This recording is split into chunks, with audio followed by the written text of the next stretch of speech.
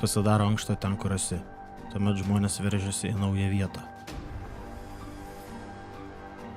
Šalčiausia, į toliausią arba į visai nežinomą. Mokslo Sriuba nutaikė erdvėlaivį į MST, Mokslo Sriubos televiziją.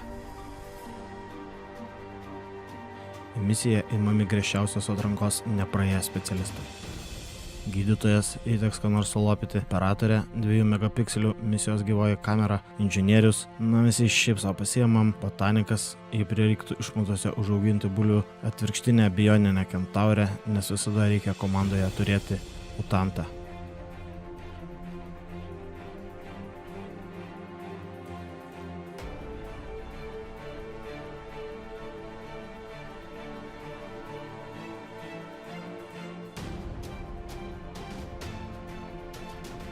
Mes pasiėmėme viską, net kompresorių.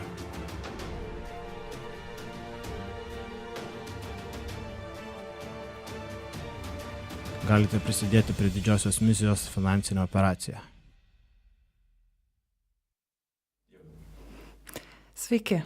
Šiandien Mokslo Sriubos tiesioginėje transliacijoje svečias iš užsienio.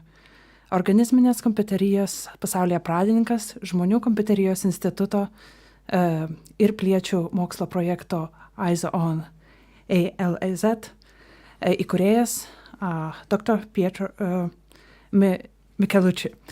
Ir šiandien kalbėsime apie būtent jo projektus, tiek apie žmonių skaičiavimą, naudojant žmonių skaičiavimą ir pradėsime klausimus anglų kalba.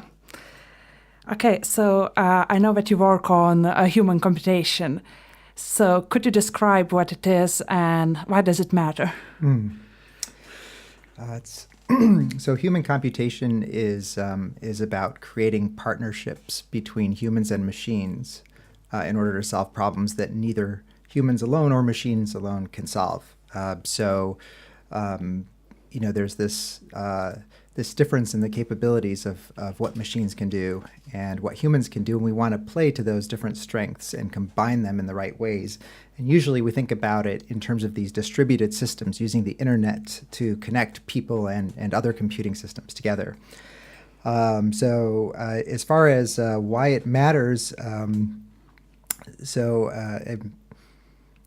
think there's a lot of interest today in artificial intelligence technology. And machine learning has become very popular. And of course, machine learning has been around for a long time, but more recently, I think what's happening is we're starting to reach certain speed thresholds with raw computing speed that makes it more practical to use machine learning. And this has added some excitement. There have been a few new capabilities developed in machine learning, convolutional neural networks, and some other approaches. But I think fundamentally, the reason people are starting to get more excited is again due to this increase in computing speed. But I think while we're seeing some more practical applications of machine learning and AI more generally, the speed at which these technologies are accelerating might not be exactly what we perceive them to be, and particularly if the hope is for artificial general intelligence, that's the way we refer to the kind of AI that's more like the way a human thinks, that as we get closer to these sort of uniquely human capabilities, like abstract reasoning and the knowledge we gain from our experience in the world and creativity, these things I think are going to be increasingly harder to achieve with AI. Doesn't mean it won't eventually happen, but I'm not sure it's as soon as some people think it will be. But at the same time, we have challenges today that we've never had to face before. Many of them are of our own making.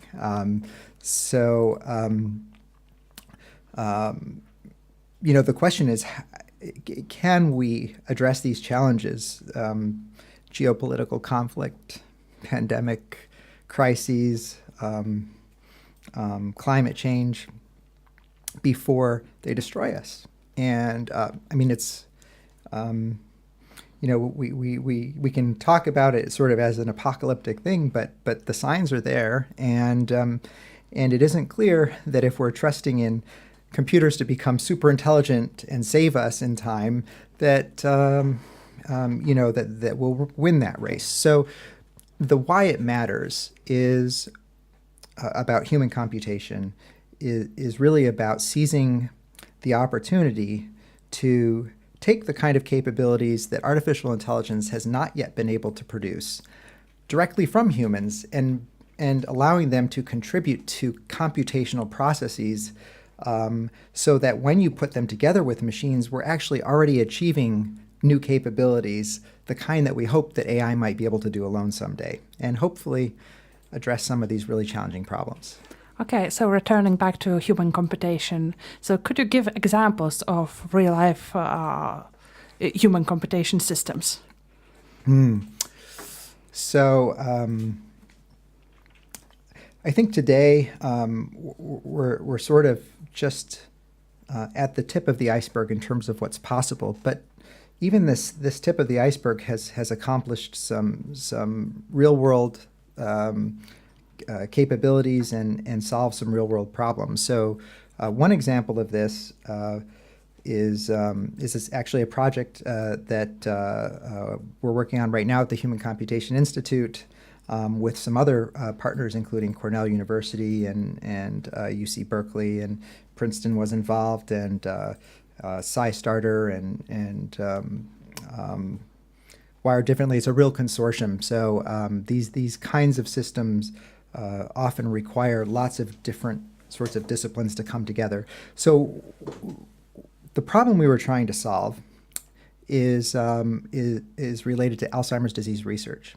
And so our collaborators at Cornell invented a new way of collecting data, looking at mouse models of Alzheimer's disease. So these are mice where you've taken the human gene for Alzheimer's, you insert it into the mouse, and the mouse develops with the disease and manifests all the different symptoms of the disease, the memory loss, depression, and eventually they even manifest the physiologic symptoms, like the characteristic plaques that show up post-mortem in the brains of Alzheimer's patients. So there's always the question when you use animals, is this a valid model of a human version? And I'm not sure I could answer that, but it's so far, it's being used in a lot of Alzheimer's research. And these folks have figured out a new window into the brain of mice that allows them to visualize through layers of brain tissue in vivo. In other words, the mouse is still alive, and it's asleep and comfortable during this process, and it doesn't harm the mouse in any way, but it allows us to look at the blood flow in the brain of the mouse. And the reason we care about this is because one thing that's been known about Alzheimer's disease since we've known about Alzheimer's disease is that there's reduced blood flow in Alzheimer's patients, like 30 to 50% less blood flowing, and but we've never understood why.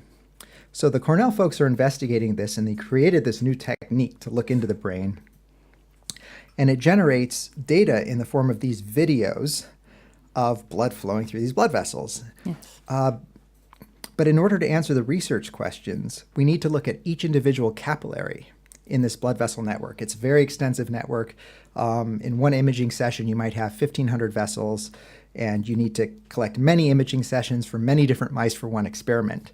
So to answer a single research question, it required several laboratory technicians to analyze the data for a period of a year. So one research question, an entire year, that's a glacial pace when it comes to scientific research. So our idea was, if we could somehow turn this kind of data analysis into an online game that anyone could play, then we could distribute the labor. If we could have thousands of people playing the game and analyzing the data, then we could get potentially to an answer to these research questions much faster, and hopefully to an actual treatment target much faster. So what does this have to do with human computation? So we're dividing up labor among lots of different humans, And the question is, why are we using them in the first place? Why don't we just have an AI system or a machine learning system analyze these data? Wouldn't that be faster? It would be faster. And you add more processors and it gets even faster.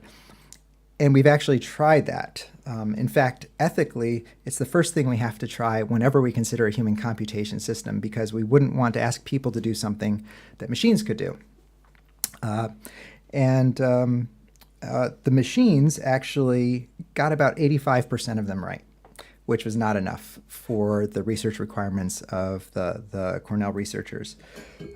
Humans get about 99.9% of it right.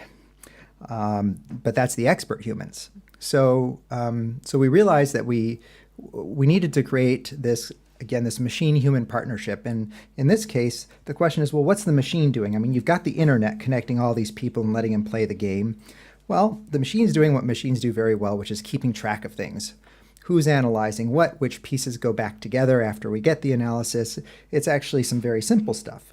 But there's also a slightly more interesting part to that, which is that it's the question of how do we trust a volunteer who we don't know and who could be a malicious actor, could be someone's cat accidentally hitting the keyboard. How do we know that these are valid scientific data? So in these kinds of participatory systems where we're crowdsourcing some kind of classification, making a decision between two things, for example. In our case, it's whether a blood vessel is flowing or it's stalled. Then we combine many answers about the same blood vessel. So we might have 20 people look at the same blood vessel. Everyone does something like voting about it. And so if one person's having a bad day, or one person isn't the person we think they are, or somebody is having a beer in the afternoon, we can combine all those answers and with a certain amount of confidence know that the crowd answer is going to be like that of an expert. And of course, we validate this. So, we before we would take real research data and generate a research result that would be used by the Cornell laboratory, we first had to make sure that this would work. I think that's an example. How can people join this project? Can anyone be a part of it, or? Yeah, there are very few limitations. I think you need to be able to see and basically work with a laptop, a tablet, or it can even be played on a mobile phone. We've had children as young as 5 or 6 years old playing, often better than their parents. We've had the retired population, aging populations are of course very interested in the game because it either they perceive it to be that Alzheimer's disease to be a potential issue for them, or they more often know somebody, have a family member. And I think some of our more prolific players are in their 80s, spending hours a day, actually helping to accelerate this research. So, in what way humans actually be better than machines when using machine learning? Mm-hmm. What is the key difference why people are better? This is a very interesting and sometimes challenging concept, I think. So I'll give you an example, taking from this Alzheimer's disease project. So when the computers get 85% of it right, then the question we ask is, why are they getting the other 15% wrong? And when you look at some blood vessels, the image might be blurry, or there might be it might be kind of ambiguous whether it's flowing or stalled. So then you might need to ask some questions and do some reasoning about that. So you say, well, what about the blood vessels that are connected to it? Are they flowing? So if you imagine that you have one blood vessel and you can't decide if it's flowing or not, and you see that it's connected to two other vessels, one of which is stalled, which means not flowing, and the other which is flowing, then the only way that other one can be flowing is if it's going somewhere. And so that helps you answer that question.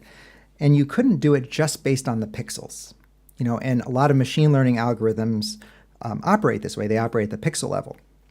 So so in this case, it's this complement of the machine kind of rendering the images, giving images to people and collecting them, and then the human component here is the ability to go beyond just the pixels and reason about what they're looking at. So another aspect to all of this, sort of a more general principle, has to do with, where computers came from in the first place. Why did we create computers? It's not because we couldn't think. When we created calculators, there was a reason for that. It's that calculators do a kind of thinking that we're actually not very good at.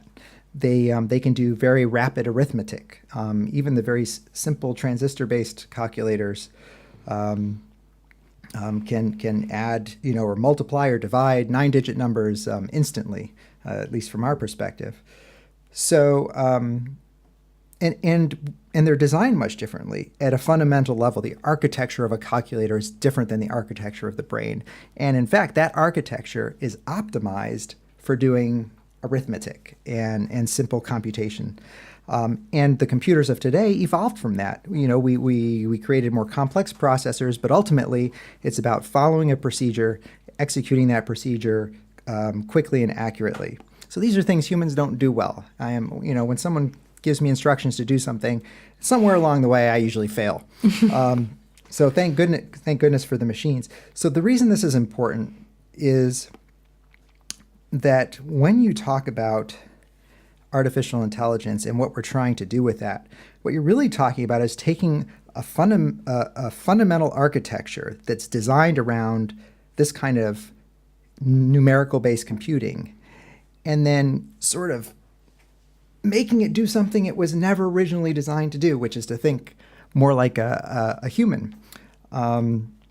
So in just the same way that it's very challenging for us to, for example, multiply large numbers together instantly in our brains, it's very challenging for a counting system to actually start thinking like a human.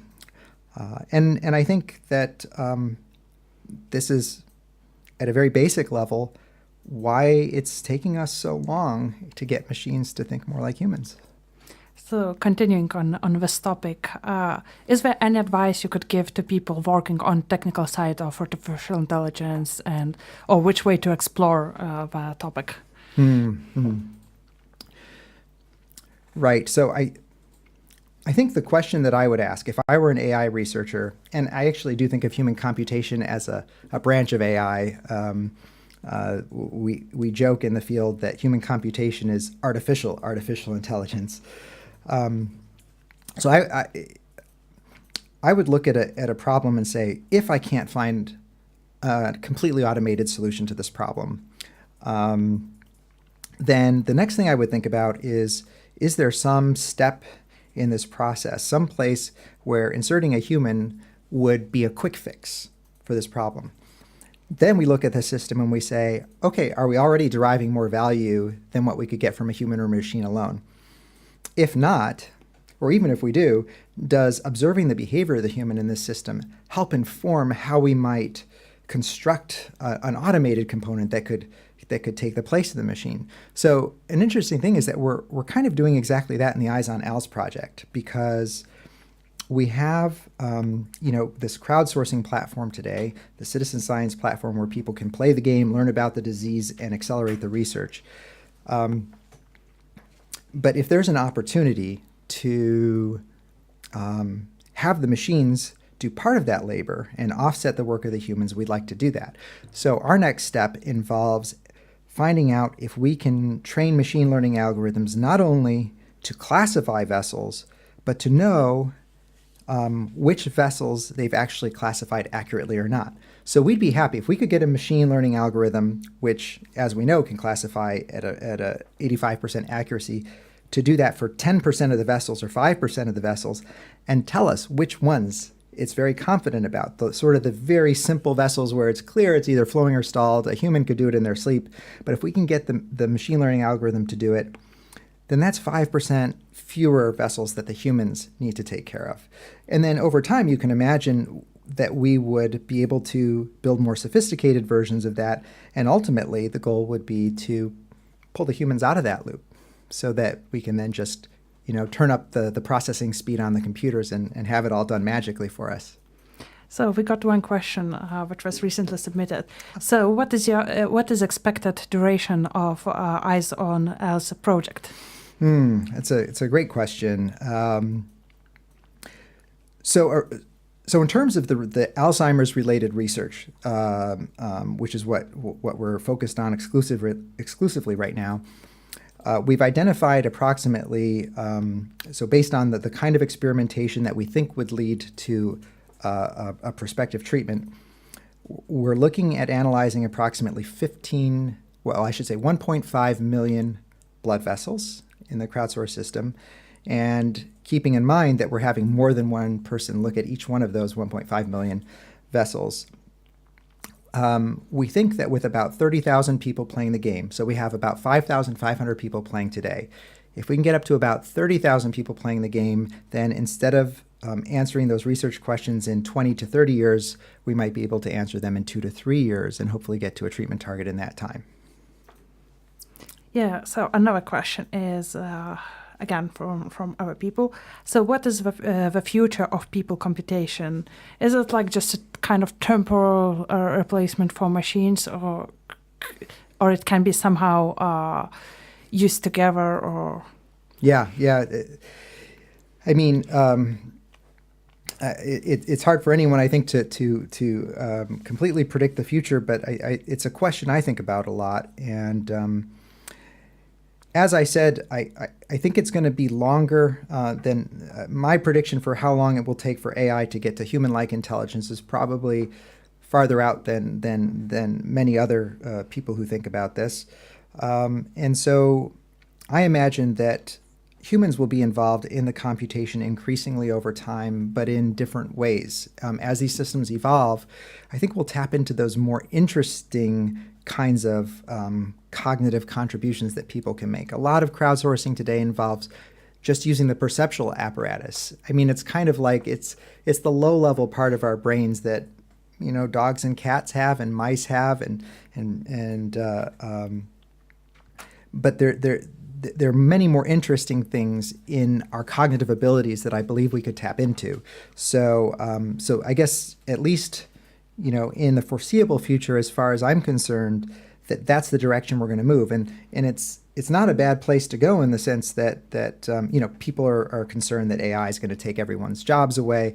But we look at the Industrial Revolution and basically we created a new, different kind of job that's more interesting. And I think and hope the same thing will happen now with this movement, which is that people will be asked to engage in systems to solve big problems, but at the level of coming up with new ideas, and then how do we combine those ideas, and is this related to this other thing, and making conceptual connections, and the things that I think tend to be more intrinsically interesting to people. So I'm hopeful that our brains will be used in more satisfying ways. Okay, another question we got is slightly related to actually what we were discussing some time ago. It was about Google DeepMind AlphaGo progress. So what do you think about the progress? And it kind of sounds as an end of people computation to the person who wrote. But actually another thing which I actually checked today. So there are different rules for Go, and there is one type where you can spend as much time as you want for thinking. Aha, okay. Oh, well, thanks for looking into that. That was an interesting conversation we had. So just following up on that, so there's this result. AlphaGo is better than average person, for sure. Better than the average person. It's a computerized platform. This was a tough nut to crack because so we had Deep Blue, the IBM computer that eventually beat Kasparov, and not as surprising because with the increase in computing power, eventually you could brute force that solution. You could look at you could eventually look at all the possible moves with fast enough and computers with enough memory and so on.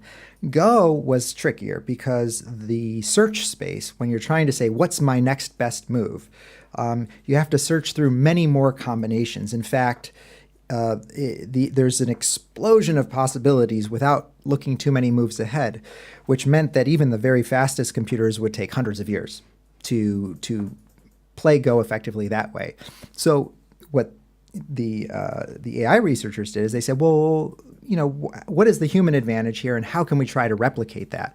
And the human advantage in these kinds of tasks tends to be the ability to rule out options that don't matter very quickly, to narrow the search space. So I know I never need to consider this, 10 quadrillion moves, because it's not going to lead me anywhere.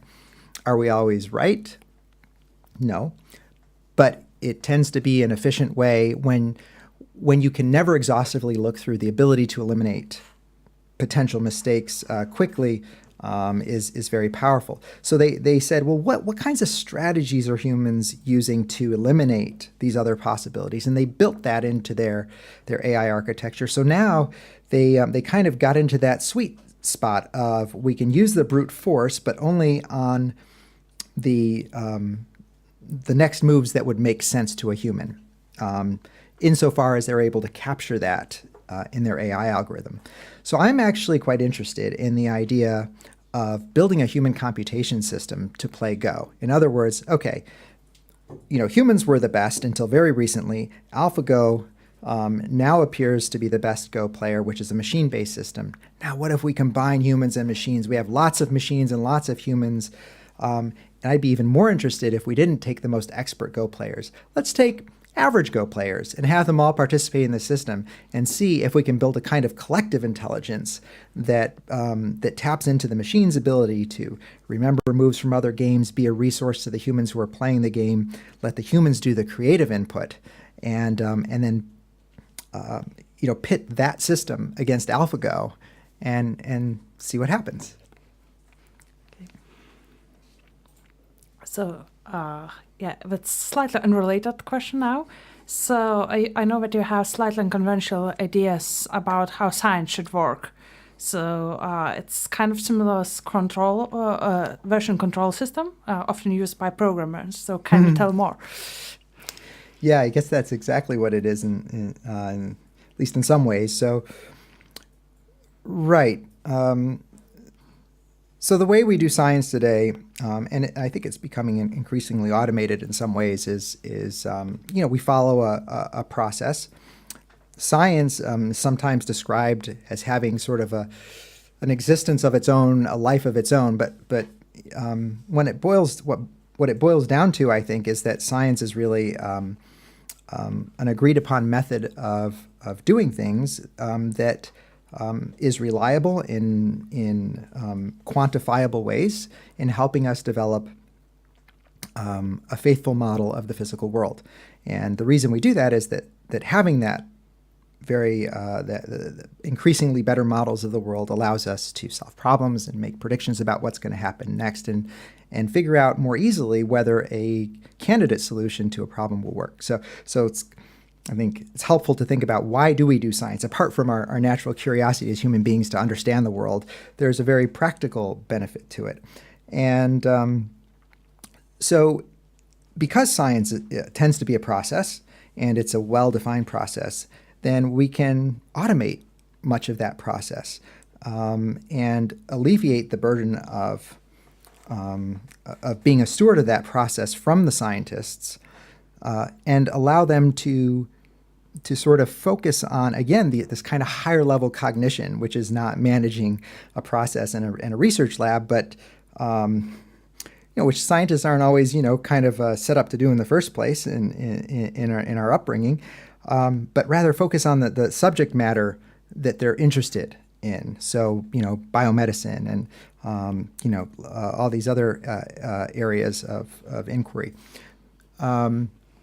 So the idea here with regard to version control and software development is, instead of going through this very linear process of, let's generate a hypothesis, let's design an experiment, have the right methodology, collect the data, analyze the data, report a result, and then rinse and repeat. And why not have branching processes off of that? Why not open it So part of it, I think, is about transparency, but part of it is not just opening it in the sense of letting others be aware of what you're doing, but building the kind of automation into the system that allows someone to start with your hypothesis and quickly spawn off another experiment to test it in a different way, and then allow the data to be analyzed in different ways. So you could imagine branching at every part of this process. And then the other aspect is, and this builds off what we're doing today with citizen science. So today, in a given citizen science project, it might be crowdsourced data collection, it might be crowdsourced data analysis, and we've even seen some examples of discovery. But why not let people, volunteers, non-scientists, insert their creativity and their desire to make a difference in the world into different parts of this process as we develop methods that help us to vet that input and develop ways, just like we do with the wisdom of crowd methods, to ensure that we have something that helps advance rather than confuse what we're trying to do. Why not build more methods to allow people to be inserted in different parts of this process? So then we're taking hypotheses, we're exploring them in different directions simultaneously. New ideas are arising, ideas are being recombined, and people are contributing to this without having been trained in the scientific process, without necessarily being subject matter experts. Why not? It looks like all the ingredients are here. We just need to put it together the right way. Yeah, in that case, I'm going to another question as research shows that actually it's not the number of neurons matter so much to intelligence, but more the strength and number of connections. So can be somehow applied to a human society. So I think that's a great question. So when we're designing these systems and we think about humans almost like neurons in a big collective brain full of people neurons, then the question is, how do we connect these people together in a way that will actually do something useful? Obviously, if you throw 100 people into a room, you can't necessarily hope for anything useful, and usually it's less effective than having maybe 2 or 3 people in a room. So if we look at the brain and we think, what if all the neurons in the brain, what if all 80 billion neurons were connected to each other? Every single neuron connected to every other neuron. As soon as one neuron activates, all the neurons fire at once, and basically the brain has only one state. So there's no information represented in that brain. So having as many connections as possible doesn't seem to be the right solution. Having no connections doesn't seem to work either, because the neurons aren't communicating and there's no information being processed together collectively. But there's something in between about the number of connections, and I think in the human brain we find, I think there are about 10,000 connections on average per neuron. That's the magic number for the human brain. I haven't looked at other species. But as you pointed out, I think you sort of kind of hinted at in your question, it's not just about the type of connection. So in neurons, there's sort of inhibitory connections and excitatory. So when a neuron receives a message, it might be a message that says turn off, or it might be a message that says turn on. And there might be some nuances there, but that's the basic idea of how neurons work. Obviously, humans have much more interesting, complex, and sophisticated ways of communicating that could all be leveraged in support of information processing. So it's not just how many connections, but also who do we connect, in what ways, what patterns of connection do we create, and what sorts of information do we want flowing between humans in order to architect or engineer a certain outcome, which is probably, in any goal-directed system would be solving a problem or achieving some purposeful goal that's hopefully beneficial to society. Okay, we got one more question. It's from Facebook this time. And so, are there any stall catchers players in Lithuania? Aha. Well, I can tell you for certain that there are, because my co-founder on the Eyes on Else project, who's actually happens to be in this room with us, is Egla Maria Ramanauskaite. I happen to know she plays, although I'm not sure her score is as high as mine. But I haven't checked in a while. So there. Oh, and my other colleague Vika is in the room as well from here. So there's this project has a very strong Lithuanian presence, and we've actually we ran an international catch-a-thon where we had teams competing from 16 or 17 countries on 6 continents. We would have actually had Antarctica as well with the South Polar Expedition. But we didn't let them know in time, and they have very strict rules about how they use their bandwidth. They said, next time, give us a little more notice. So we would like to try to achieve the 7-continent objective eventually. In any case, 2 of the teams that participate in this international competition of stall catchers, this Alzheimer's game, were from Lithuania. One was a Vilnius-based team, and the other was, I don't know if I'm saying this right, Kaunas? Kaunas, yes. Kaunas. And I think actually both teams were ranked very highly and won some part of the competition. So I guess the answer is yes, people are playing stall catchers and they're doing very well. Yes. Okay, yeah, and we got another question is, so you were talking about like AI can be combined with people. So what is the relationship between AI and people's input? Is there some feedback? Does AI learn from people? Yeah. I'm not exactly sure about which part of your research it is, but... Yeah, I mean, in a general sense, these things can be combined in many different ways. So you could have a machine-based system that has a few humans inserted in the loop in key places. It's dominated by machine-based processes. You could have it the other way around, like in these crowdsourcing systems where you just have this kind of this basic platform that combines answers from different people and keeps track of things. But there are some interesting in-between options for this as well. So there's this kind of research called distributed agent architectures or distributed agent systems. And this tends to be automated systems. So, there are these things called prediction markets where you have different people kind of voting about different outcomes in the world, and then again, it's the wisdom of crowds that the sort of outcomes that people are investing in helps actually give you a prediction about world events. So some work has been done about what happens if you do a combination of artificial intelligence agents and human agents in one of these prediction markets, where, the people and the machines don't know if it's other people or machines voting with them or against them in these systems. And how do you tune the characteristics of the machines to work with the people to improve the predictive accuracy of the systems beyond what a prediction market with, say, only humans was able to do? Yeah, so on that topic, there are some researchers and philosophers slightly concerned about the evolution of AI. So how can human computing help that? Right. So there's definitely this opportunity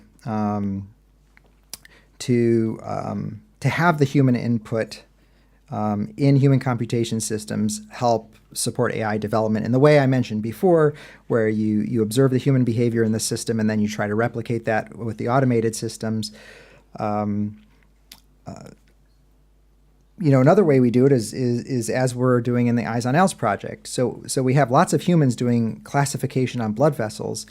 And if we want to train a machine learning algorithm to do that, we need a data set where we have the input and the analyzed output coming from the humans.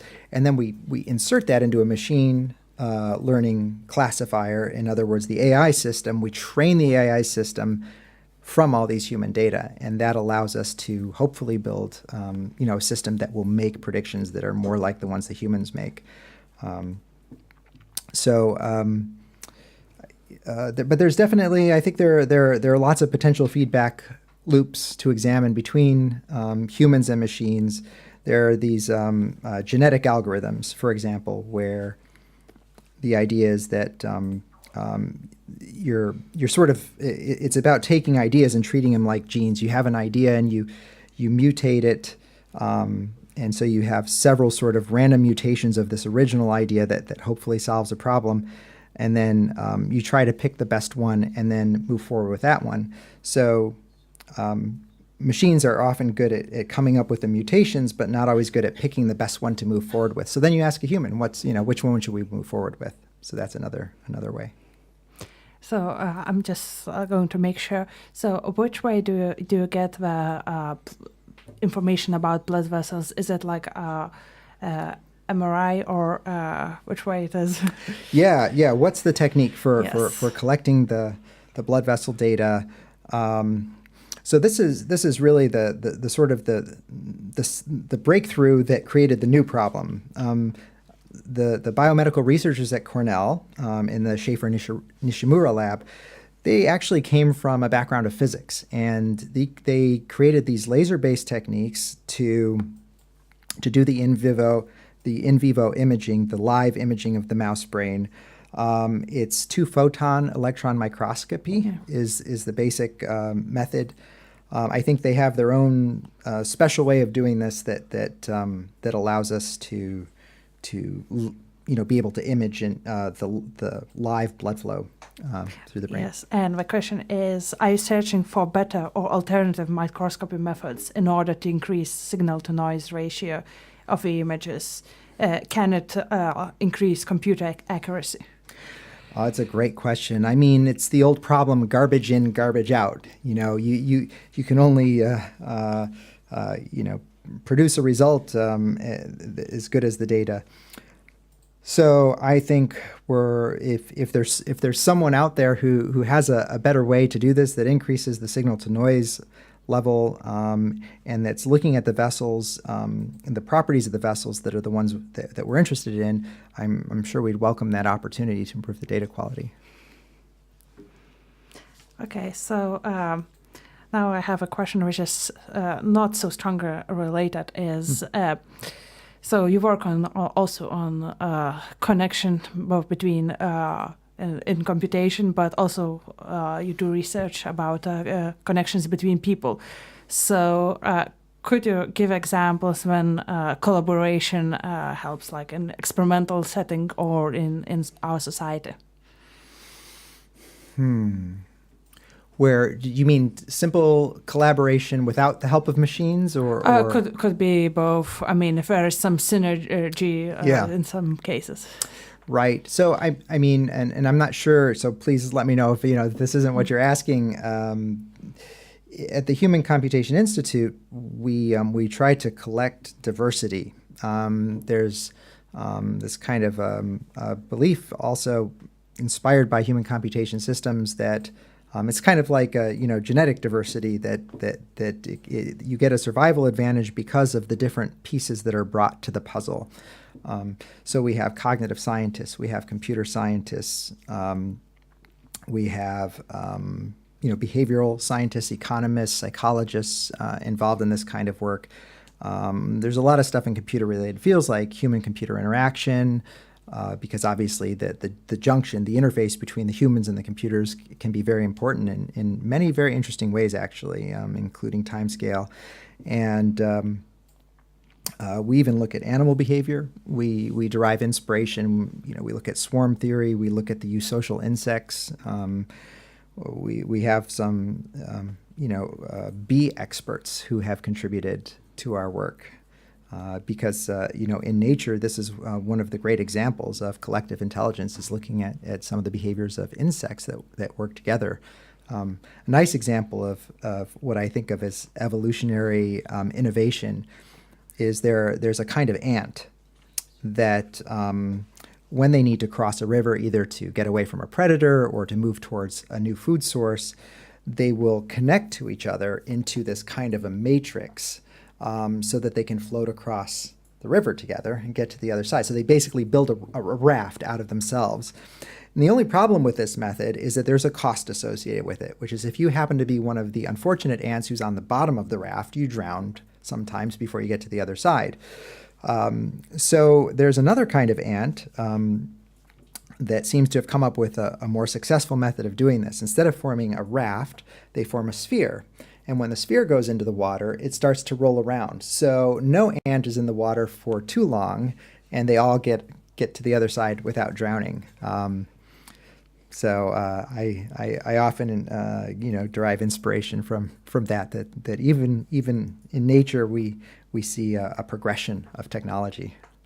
So what kind of experiments have you done on people to like see what kind of collaboration is the best, or in some like games experiments? So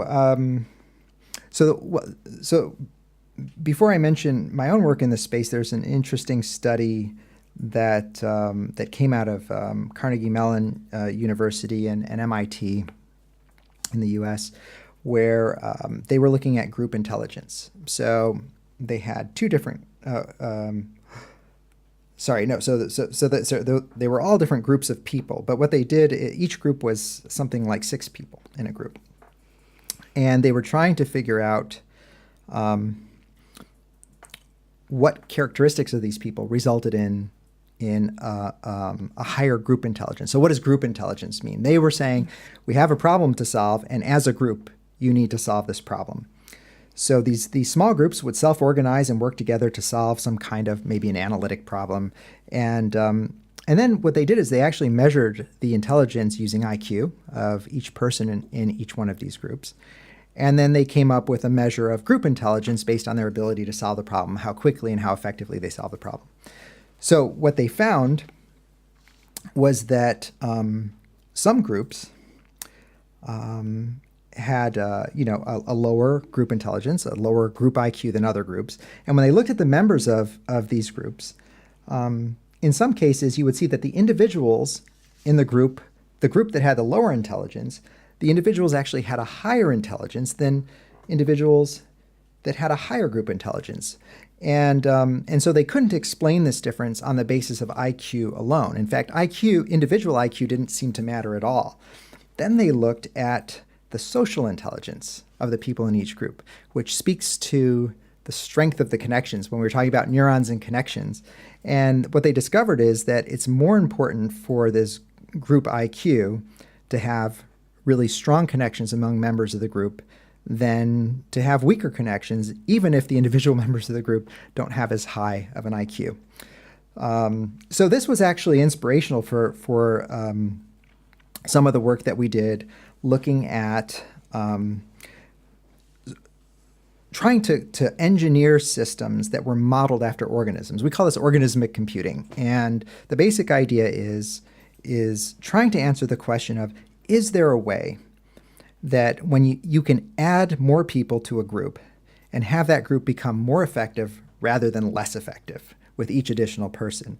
If you have 3 or 4 people in a room trying to solve a problem, that might work. You add 10 more people and it might get complicated. And if you have 100 people in a town hall meeting, depending on what kinds of workflows and structures you have in place, you might not get much solved. So how do we do this? How do we increase? In fact, we were even more ambitious than that. We were trying to ask the question of, is there a way so that each additional person adds more value than the last person? So when you add the 100th person to the group, they're actually adding more value than the 99th person. So our model is a single organism, an animal, a human, for example, and to say, how do we get a bunch of people to, behave the way an organism does? And our idea was to try to implement, using technology, some version of shared sensing. In other words, if we're in the same kind of group, that my sensory experience would become part of yours and yours would become part of mine. Collective reasoning, that we're thinking about problems together in effective ways, and coordinated action, that my actions are sensibly related to your actions. So easier said than done, of course, but we came up, we kind of picked a starting point and we pursued it, and we tested this out in a video game context. And what we found was that with the very smaller groups, having that kind of special augmentation of sharing our sensory experience and those other things I described, it wasn't actually very helpful, that there were few enough connections among the members of the small group that it was easier to just use, our normal language, just talking to each other and solving the problem that way. And learning to behave in these other ways and trying to combine your sensory experience with mine actually made it more confusing. But once we got into the very large groups, 100, 150 people, and we used this kind of augmentation, we discovered the opposite effect, which is that we actually did see that compared to the smaller groups, the larger groups were more effective when they had this kind of augmentation. So there's this sort of cost-benefit analysis that as the size of the group increases, then it's more important to develop these methods of sort of coordinating, the experience and the behavior of the members of the group. So do you have any ideas how a real big group of people could coordinate and share information? Like in near country level. Yeah, or country or world, right? Yes, exactly. So that's one of the things I love about the Eyes on Owls project is we have this really shared kind of problem, and we're working together with the International Catchathon as a globe. Such a wonderful feeling that everybody cares about this, and they're working together across different political ideas, different geographic boundaries. So how do we build huge, massive, effective problem-solving systems and using human computation? So I think there are lots of possible approaches, and it won't be clear which one is going to work until we start trying some things. And we have begun to try pieces of these things, and it starts to point us in a particular direction. But I can mention a few possibilities. So one is what I would call massively distributed problem solving, and when we've we've begun to look into this. That's where you say, this is where we are today. Here's our current state. And then this is our goal state. So our current state is, the climate is changing, and our goal state is for the climate to become stable again. Or maybe our goal state is for the climate to return to where it began. Then you have this potential solution space in between where people can start to dot that space with different ideas of their own. But then, so it's kind of a collaborative problem-solving space, and then people can vet. You could have 100 people evaluate someone's idea and have sort of a wisdom of crowds evaluation of that, and give people mechanisms to, you can imagine sort of a network graph with these nodes that represent intermediate states between a current state and a solution. So, someone might plug in an intermediate state and say that before you can get the climate to go back to where it was, you have to stop it from changing in the first place in the direction it's going. And then, okay, so now we have kind of an intermediate goal. And then, folks would plot out different paths to these intermediate goals. So that's kind of one general approach to the problem.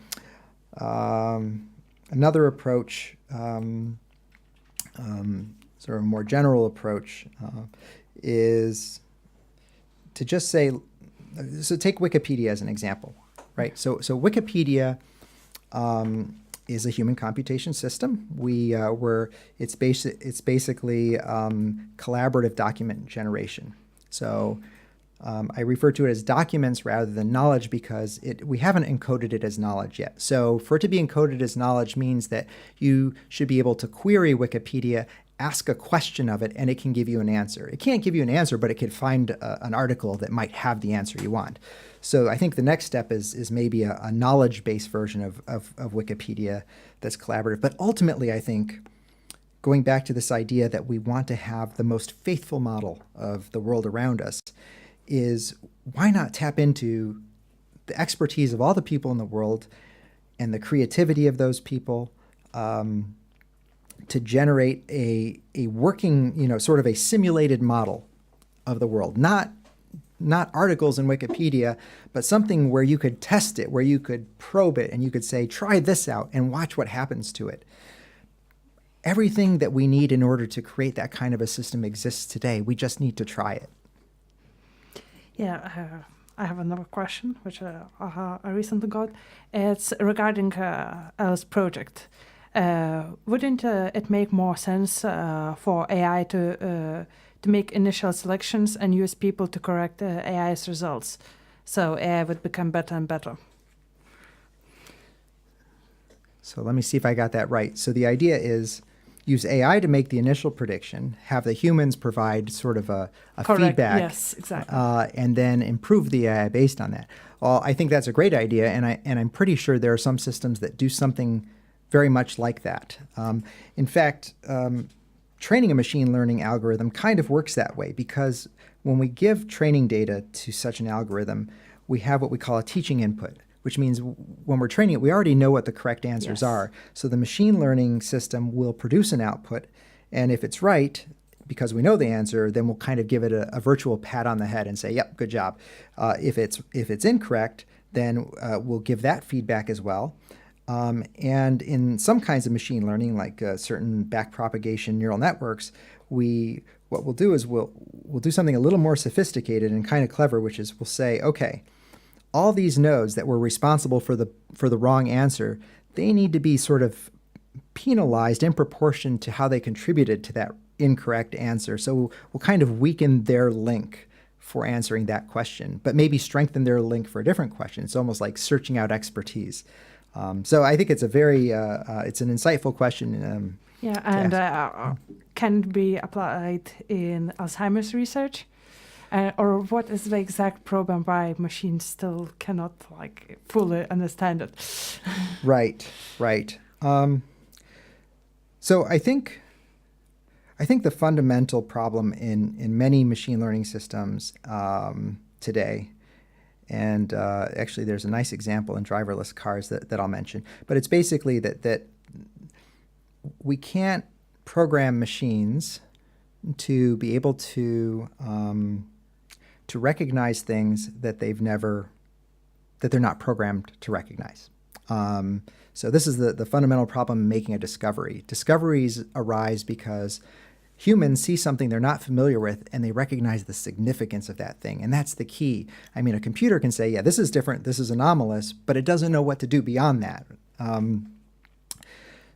So Nissan Corporation, the car manufacturer, is creating their own fleet of driverless cars, like Google. And so their solution to the problem that the AI system in the car cannot handle situations it's never been programmed to handle. So, the car drives up to a construction site and there are cones in different places and the lines on the road don't make sense because they're changing and the signs are wrong and the car says, I don't know what to do here. So if you let the car just kind of try to guess and figure it out, if you're a human, you might not want to do that.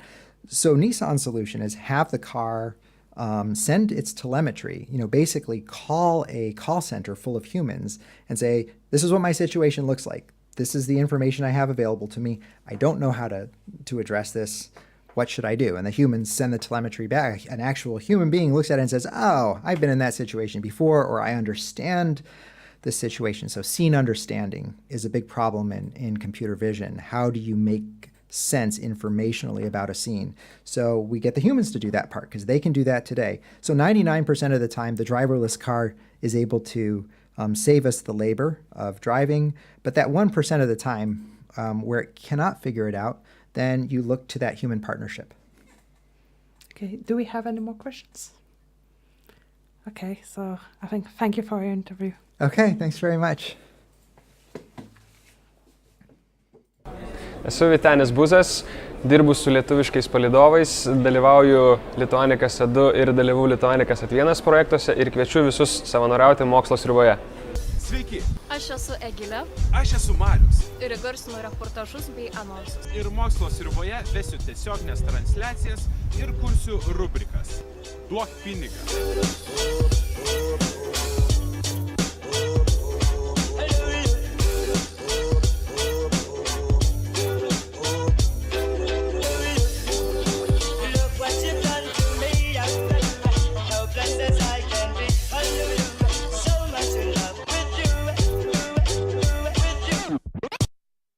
Aš vedu tiesioginės transliacijas per YouTube. Ar aš vesiu? Gerai, dabar dar kitą.